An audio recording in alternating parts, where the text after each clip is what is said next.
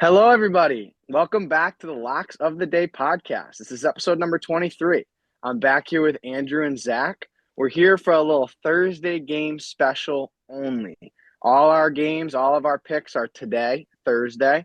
Our football podcast will be separately. That will be on Saturday, so don't miss out on that. That's for all the playoff locks. We got you with those. Today, we're going to bring you the NHL premium locks, tennis premium locks for the Australian Open, and then, of course, NBA and college ball premium locks. So let's get right into it, Andy. I know you got a 3-star for NHL. Get them going, kid. Yes, sir. Today for hockey, well, NHL 3-star, it's going to be the Montreal Canadiens. It's their money line. It's a plus 200. They're playing the Stars. Habs have been cooking since December 17th here. That's basically a whole month. They're 10-3 in their last 13 games, averaging 3.7 goals per game against top teams in the league. That 13 game stretch included teams like Detroit twice, beat them both times. Florida Panthers, Tampa, Vegas, Colorado, Vancouver, and Washington. All those teams very solid, most likely to make the playoffs. Beat them all. But what this game really comes down to is that it's a series split. Stars and Habs both played about a couple days ago. Stars won 2-1, close game in a shootout. So that's what I love. Nice tight game. I think it's gonna be another tight game. Habs obviously going to split up the series. Last reason is the Stars coming back from a 5-game road trip, from East Coast road trip. So I like fading teams in this spot here always. So lock that in. Quick little Habs money line plus 200. Angela's got the next 3-star for you. Love it. Little plus value for the 3-star. Mind you, Hmm. if you've been here, you know our stars are our units. Everything is by units. 3-star, 3 units, 2-star, 2 units. Those are our premium. And then 1-star is 1 unit. That's free every day at LocksOTD on Instagram, Threads, Twitter, wherever you want. So I'll get you the other 3-star for NHL, 3-unit play. We got the New Jersey Devils, money line, minus 115 versus the Maple Leafs. The Devils are 26-15-5 versus the Maple Leafs, who are 27-16-2. We both got good teams here. There's a lot of talent in this game. There's going to be a lot of speed. Could see some goals popping in. The first 2 matchups, Maple Leafs won both of them, and they won't be sweeping this series. That's not happening.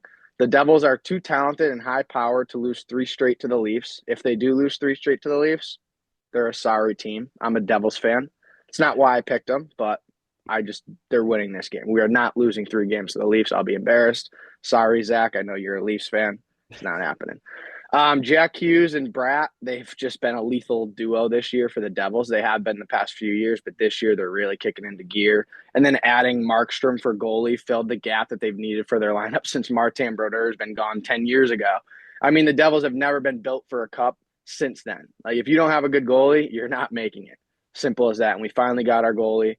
And I think that's definitely going to take us over the hump with these crappy Leafs team, all right? The Devils ranked 4th for goals against and 11th for goals for per game. Meanwhile, the Leafs rank outside the top 10 for both. So once again, I'm going to keep it simple. 3-star, Devils money line, minus 115 versus the Leafs. Lock it in. Sorry, Zach. What'd you have for the 2-star over there? No, you're good. We're gonna lock that in, but we Devils got to beat the Sharks first, so let's get on that. But but for the but for the 2-star, we're going New York Rangers money line against Utah.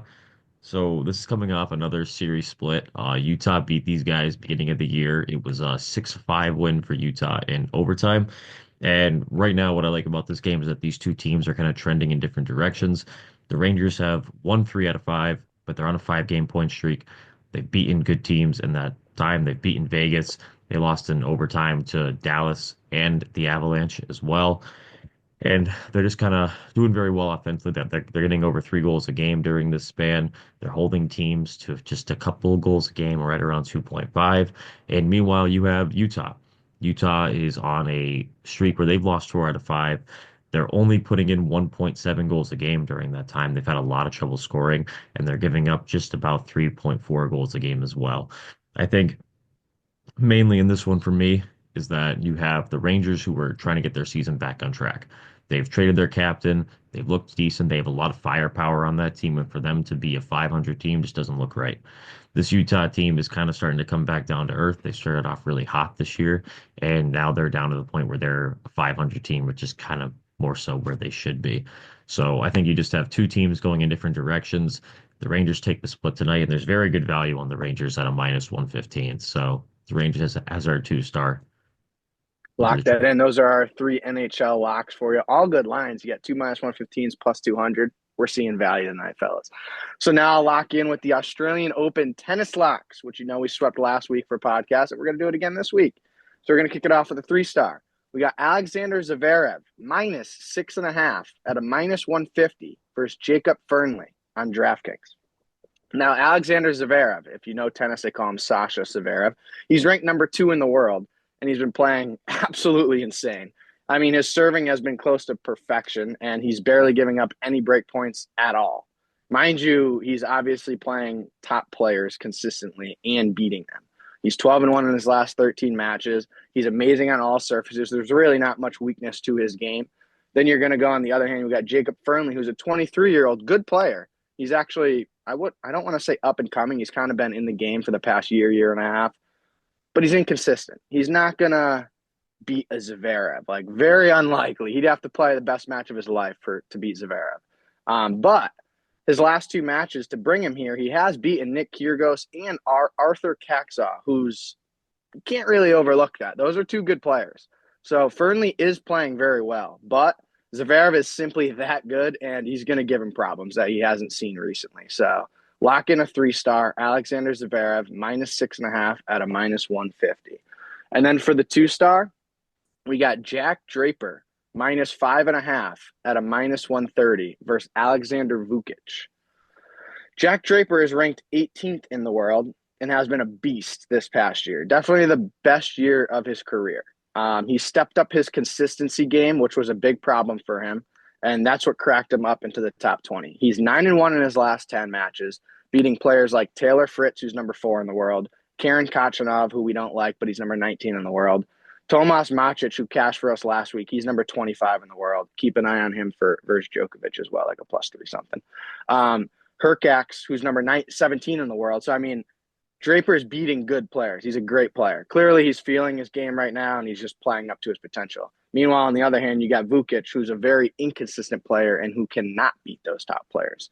He can compete with most guys, but he can get smacked on any given match as well. So Vukic just beat Sebastian Korda on hard court, which is impressive, but Draper is a different challenge in Korda. So I love Jack Draper, 2-star, minus 5.5 at a minus 130. Those are your Australian Open locks. Don't forget them. Now I'll kick it into NBA. Andy, I believe you have the 3-star NBA, so Yes, sir. lock it in, kid. Yep, 3-star for NBA tonight will be the Cleveland Cavaliers, money line plus 115. Playing OKC, playing Thunder, in OKC. What both these teams have been doing this year is absolutely ridiculous. Cavs are 34-5, and the Thunder are 33-6.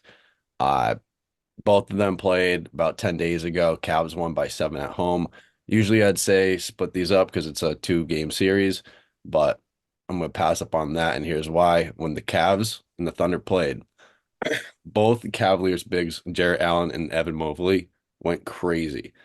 Allen had 25 points, 11 boards, and 6 assists, while Mobley was almost cooking up a triple-double with 21, 10, and 7.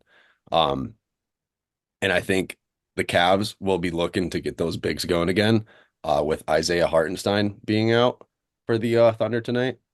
So Hartenstein, he had him a big game against the Cavs last time they played. He had almost a triple-double as well, 18, 11, and 8. So who's going to fill those numbers tonight? I'm not sure, because without Holmgren and Hartenstein, Thunder are very undersized. And that's why I love this matchup. It's a plus 115 too. And last time they played, Donovan Mitchell only had 11 points and the Cavs still won. So it's like, come on. I'll take the plus 115. Let's not be stupid here. Thank you. 3-star. Over to Zach. NBA. 2-star. Yeah, so we're going with our 2-star. It's going to be the Clippers minus 5.5 at a minus 115 currently. So the Clippers are coming off a back-to-back. They just beat the Nets by almost 60 points last night. This comes in a Portland series where they've split the series so far. Portland took the first game by 1 point, then the Clippers beat them in the second game by 20. In this game, I think Portland is still struggling a lot. They've struggled offensively and defensively this season. They're still in a rebuild. They're in the bottom five in everything. Um, but the Clippers, however, are building up their season. Kawhi just came back, even though he's not playing back to back, so you won't see him tonight. They still have a very solid team, and I'm not too concerned about it because they've pretty much played the entire year without him, anyways. And the Clippers are coming in.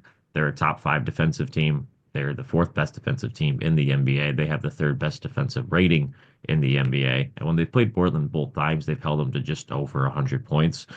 In this game, too, one thing that I look at is Portland's not going to have Donovan Clingan. They're not going to have Rob Williams. So they're basically going to be without their two best centers. I don't really count DeAndre Ayton. I'm a Portland fan, so watching DeAndre Ayton play, he's either going to give you 15 and 10 or he's going to give you 5 and 2. So he's not going to do much out there, especially with Zubac on him. So, when that day comes when they get rid of DeAndre Ayton, I won't be too upset. But other than that, Denny Avdija is also questionable in that game as well. So Portland may be without some really key players, and especially some of their better defensive players. So even though the Clippers aren't back-to-back, I think guys like Norman Powell, Ivica Zubac are going to have big games tonight, and they're going to get them over the hump and get them past that 5.5 points against the Portland team that's been struggling. Love it. So there's the NBA lock. So now, of course, we'll keep it with the basketball and swing it right into college basketball. Andrew, little 3-star. Yes, sir. Tonight, college basketball 3-star will be Elon moneyline. It's a plus 110 versus Drexel. Elon is 12-5, 3-1 in conference. They're also 12-4 against the spread. Hold the points. Give me the money line though. Give me the plus. Elon's only conference loss was against William and Mary, and they're on a heater right now, so they ran into a hot team at the wrong time. Elon's they're an absolute lock here tonight because of their size advantage. They got a center that's 7'4", and one of their top scorers is 6'11". Drexel, on the other hand, 10-7, 2-2 in conference. They've struggled in conference play so far. Lost to Campbell by 3, who's really nothing special at all. They're like 7-10, and then lost to Townsend in OT at home by 11.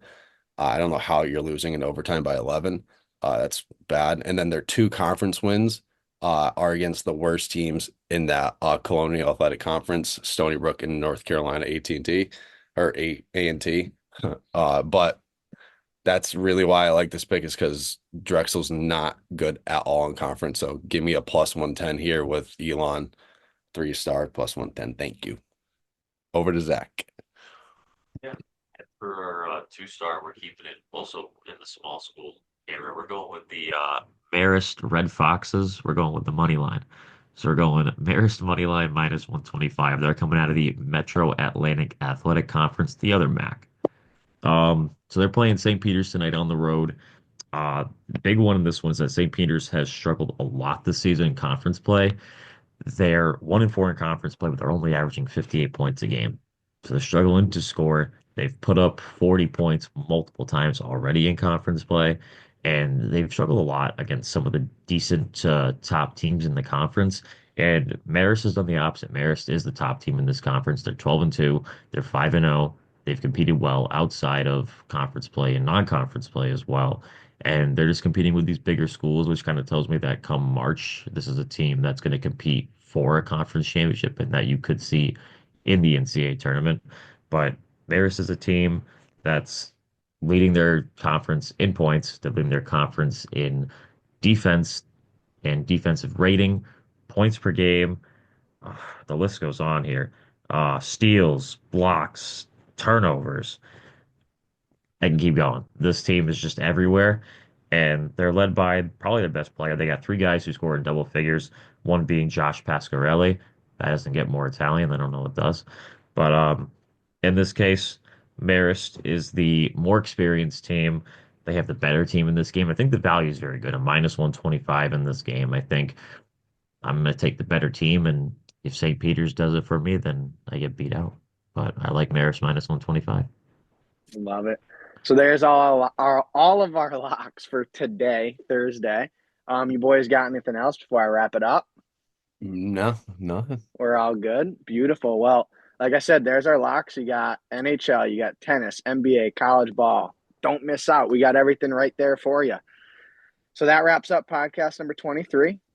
Thank you for tuning in, and we will see you on Saturday for NFL Locks. Peace.